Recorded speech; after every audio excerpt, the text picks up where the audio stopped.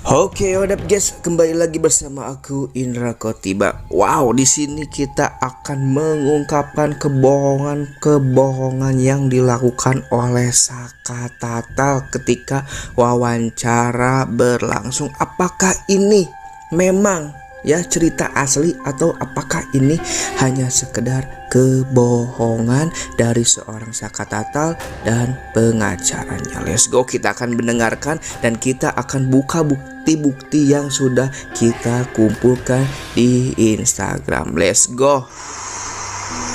Baik, saya juga kepengen nama baik saya tuh pulih kembali kayak dulu lagi.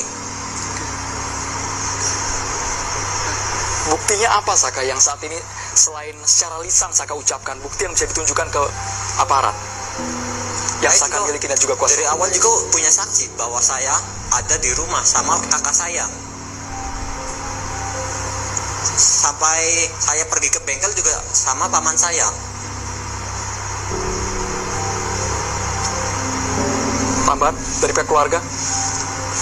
Ya, waktu itu saya hadirkan semua, tetapi hakim selalu mengincarnya selalu ke BAP, walaupun saya hadirkan semuanya.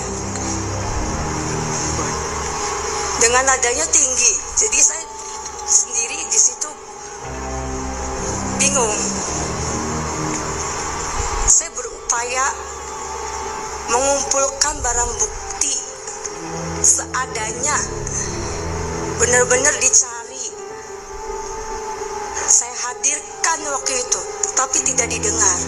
Nah guys, itulah saksi kata Saka Tatal ya, yang ada saksinya yaitu bapak, bapak, pamannya dan ibunya. Let's go, kita akan cari menurut keterangan dari bapak dan ibunya. Tapi kita akan lihat dulu nih kesaksian Saka Tatal ya bersama Kang Dedi ya. Ya adalah yang 3 orang yang DPU itu, tahu gak sih? Enggak, saya tidak mengenal itu. Tidak mengenal sama sekali. Mas saya tidak mengenal. Nah, jadi Saka ini berteman dengan berapa orang? Dari ketujuh tersebut hanya 1 yang tidak mengenal. Ya.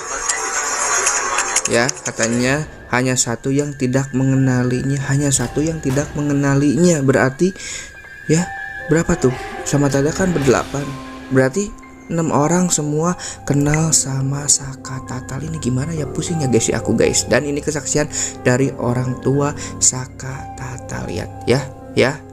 Kita akan buka bukti-bukti yang benar-benar nih sudah terekspos di media sosial. Let's go. Jauh nggak malam kejadian itu ada di rumah Pak RT?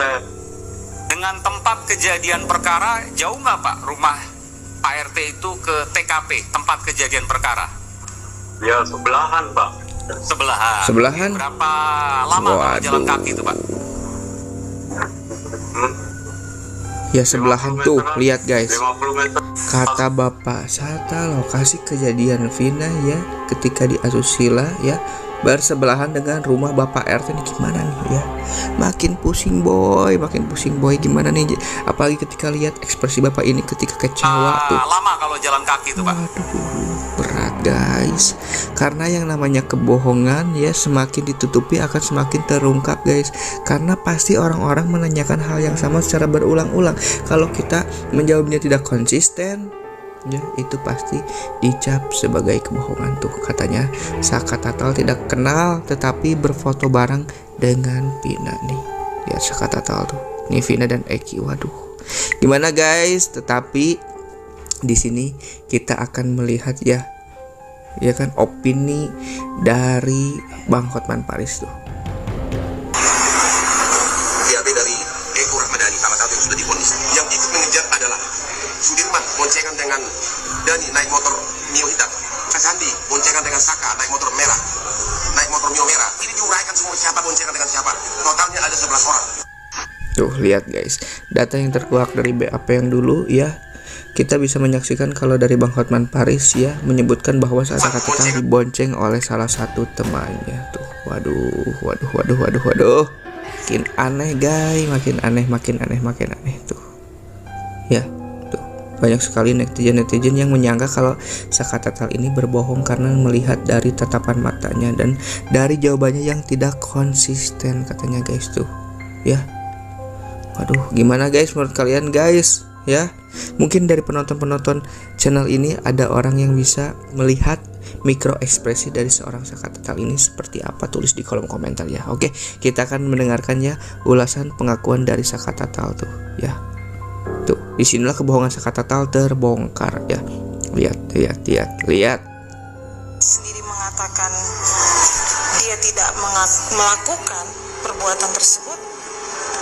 Saya justru semakin bingung kenapa 8 tahun baru mengakui sekarang, Saka. Gitu. Karena 8 tahun ini bukan waktu yang sebentar. Kenapa kamu harus bersedia menahan diri? Apakah di persidangan kamu tidak mengatakan kepada majelis hakim, saya dipaksa Pak untuk mengakui? Karena banyak tekanan. Saya dipukulin dari polisi juga, banyak tekanan. Jarak mic-nya boleh Saka lebih mendekat ke mulut. Kenapa Saka? Banyak tekanan dari polisi. Saya dipukulin tuh polisi. Oke, kamu kan dipukulinya di kantor polisi toh? Iya. Saat kamu dilimpahkan kejaksaan, apa kamu dipukuli lagi? Udah jarang. Jarang. Nah, waktu Ibu Titin, waktu di persidangan, apakah saya tidak suka diinterogasi seperti itu? Bahkan enggak. Waduh. Interogasi seperti itu. Bahkan enggak. Apalagi ketika pengacara Saka Tatal ini marah-marah ya guys ketika ditanya, katanya nggak mau diinterogasi, sedangkan fungsinya ya pengacara itu untuk benar-benar meyakinkan kepada yang masih kebingungan ya, untuk bisa menguraikan apa yang terjadi gitu. Tetapi kalau di blog seperti itu ya bingung ya bingung kita bisa menilainya seperti apa. Tapi kasihan juga kalau misalkan benar Saka Tatal bukan pelakunya tapi salah tangkap. Waduh, kasihan juga ya guys ya.